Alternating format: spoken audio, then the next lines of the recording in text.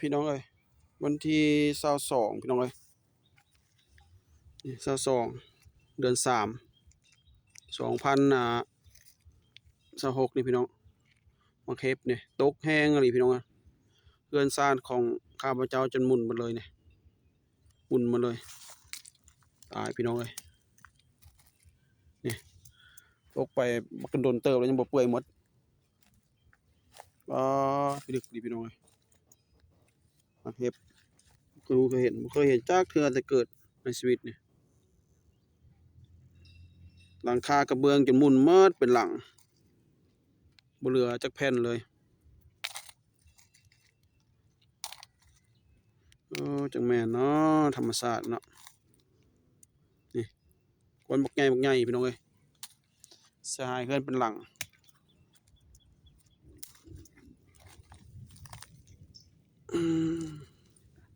ตึกเลยพี่น้องเอ้ยคนบักใหญ่บักเฮ็บสร้างความเสียหายเมิดเป็นวงกว้างพี่น้องเอ้ยเพื่อนไผก็เป็นหมดพี่ลึกอันนี้พี่น้องเอ้ย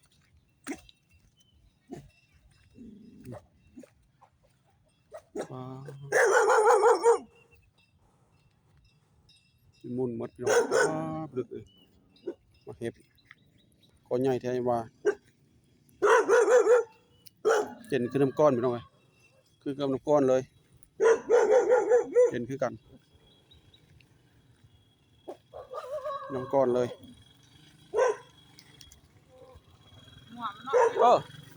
เลิกเสียหายนักพี่น้องเอ้ยนี่พี่น้องเอ้ยฮะ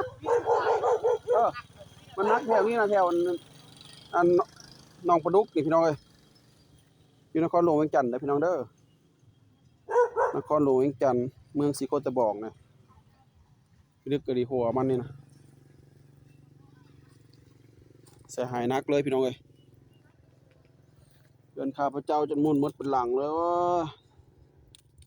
เดินมันสวยเถอะเนาะ